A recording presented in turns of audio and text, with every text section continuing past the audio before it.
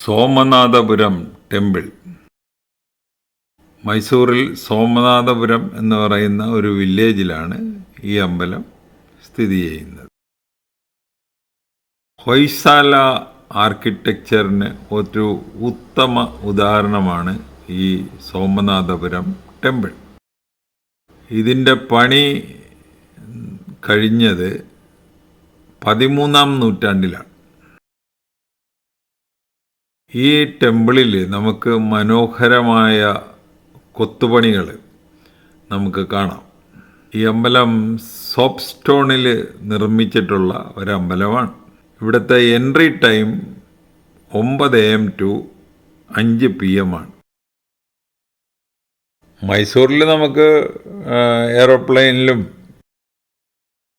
ട്രെയിനിലും ബസ്സിലുമൊക്കെ എത്തിയിട്ട് അവിടുന്ന് 35 കിലോമീറ്ററാണ് ഈ അമ്പലത്തിൻ്റെ ദൂരം.